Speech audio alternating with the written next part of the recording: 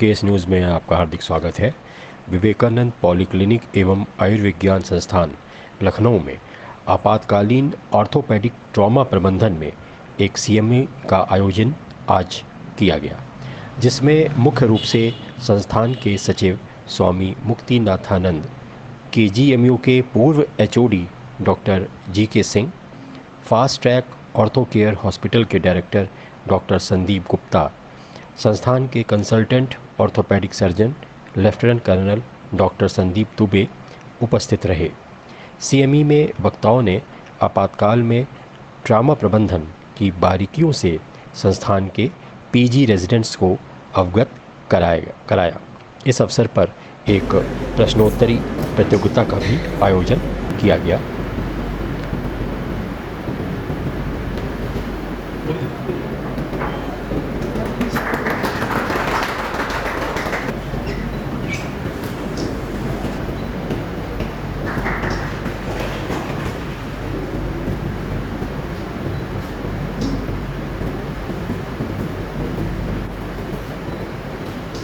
ये जो current advances emergency orthopaedic trauma management पे सीएमई हो रही है और कुछ हाई प्रोफाइल डॉक्टर्स जो स्पेशलाइज्ड डॉक्टर्स आज ज्वाइन कर रहे हैं आपकी टीम में, आपके हॉस्पिटल में, और डॉक्टर जीके सिंह को मैं नाम से बहुत पहले से जानता हूँ। तो क्या इसको लेकर क्या क्या चीज़ें अब होने वाली हैं और पेशेंट्स को कितना लाभ मिलेगा वरिष्ठ डॉक्टरों के एक्सपीरियंसेस का?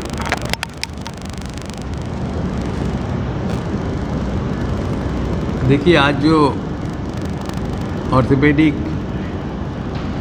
जो डॉक्टर्स का जो योगदान है समाज के लिए, ये इसका सटीक मूल्यांकन, हिंदी में बोलेंगे ना जी, इसका सटीक मूल्यांकन नहीं होता है कि इतने जो असहाय जो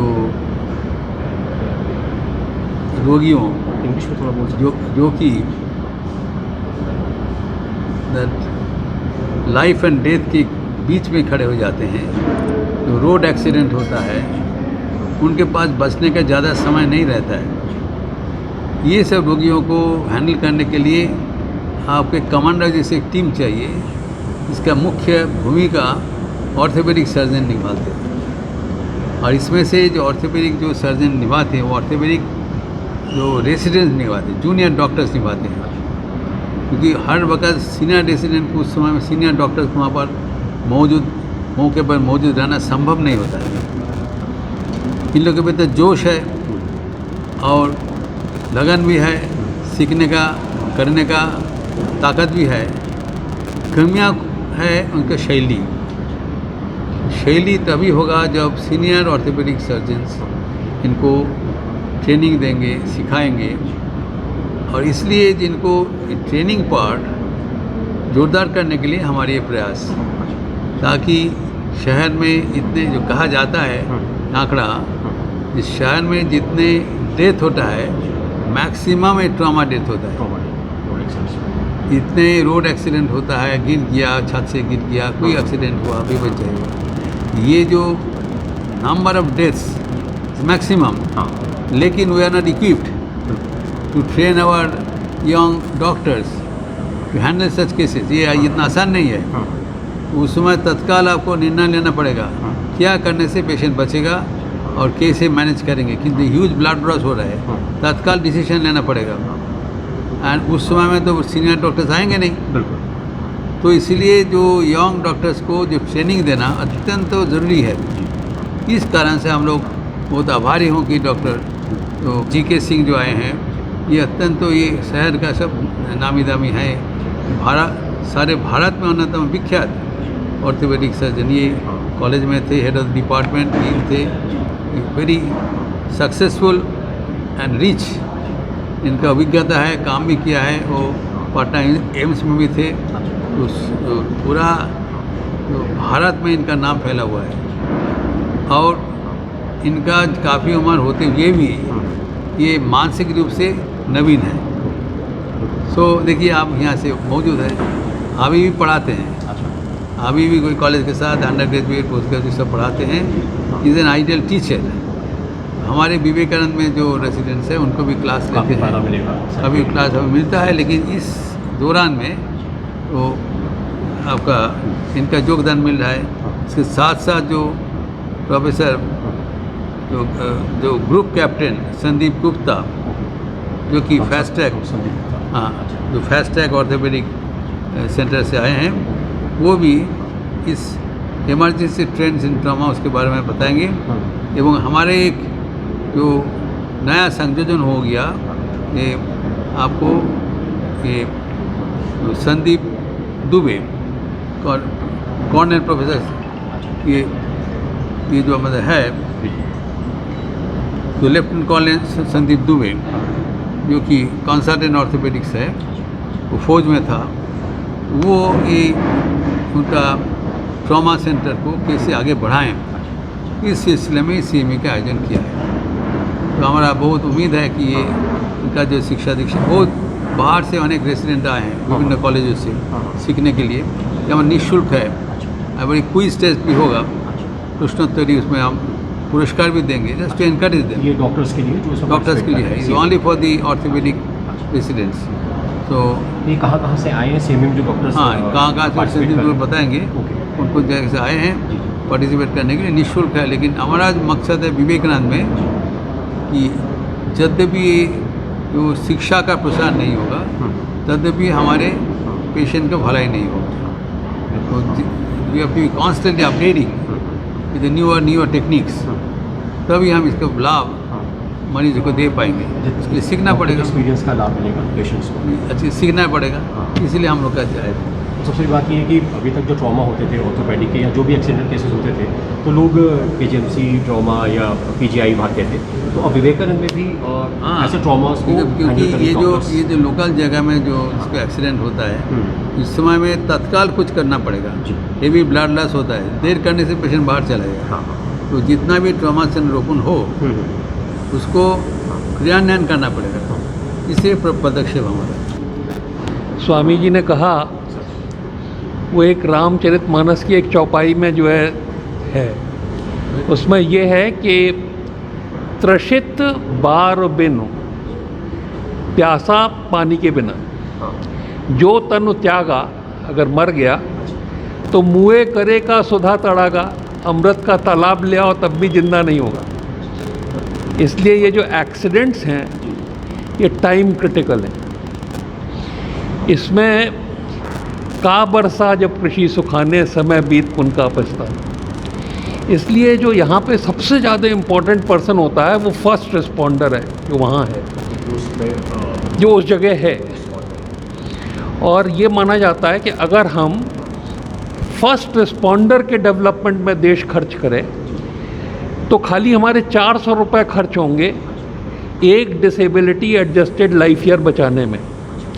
अगर हम हॉस्पिटल में खर्च करें तो हमारे 14,000 खर्च होंगे।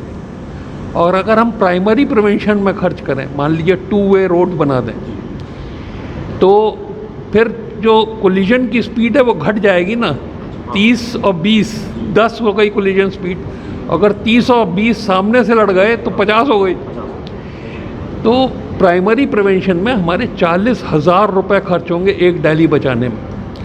इसलिए हम सबका काम, लास्ट स्टूडेंट तक सब डॉक्टरों का काम ये है कि हम इस डेंसिटी में फर्स्ट रिस्पॉन्डर को ट्रेन कर दें कि वो परफेक्ट हो जाए। हाँ, तो उसके लिए क्या है कि विद्या कंठस्थ होनी चाहिए और करत करत अभ्यास ते जड़मत होत सुजान, रसरी आवत जाते सिल पर परत निशान। तो कंठस्थ भी होने चाहिए और परफेक्शन भी होने चाहिए। तो हम लोगों का बहुत बड़ा काम इस तरह के हॉस्पिटल्स का ये है कि ये विद्या जो कि बचा ले जाएगी समय रहते, ये आम आदमी तक पहुंच जाए। प्री हॉस्पिटल का मतलब हॉस्पिटल से पहले। मैं doctor Sandeep Gupta, group captain होके VRS लिया था मैंने 2018 में, और फिर उसके बाद मैं अपोलो हॉस्पिटल में सीनियर कंसल्टेंट और HOD था।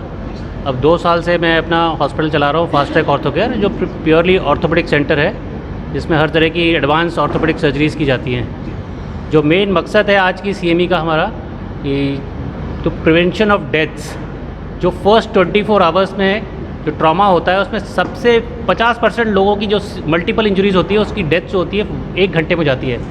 जैसा कि इसकी सर ने बताया कि प्री हॉस्पिटल केयर 1 घंटे में कोई भी मरीज पहुंच नहीं पाता अस्पताल में, तो बहुत ज़रूरी होता है कि वो 1 घंटे पहले जो है वो आम आदमी को भी पता होना चाहिए उसके लिए ट्रीटमेंट क्या करना है। ये सिर्फ रेजिडेंट डॉक्टर्स का नहीं है रोल, इसमें आम आदमी जैसे आप लोग भी हैं, सबको पता होना चाहिए कि उस समय क्या करना है। हो सकता है सांस में प्रॉब्लम है तो एक नीडल डालनी है जो लाइफ सेविंग होती है, ये चीज़ें भी पता होनी चाहिए। और उसके बाद जो 24 घंटे में अस्पताल में पहुंच गया उस समय बची हुई डेथ्स होती है, धीरे धीरे फिर आगे जाके बची हुई डेथ्स होंगी।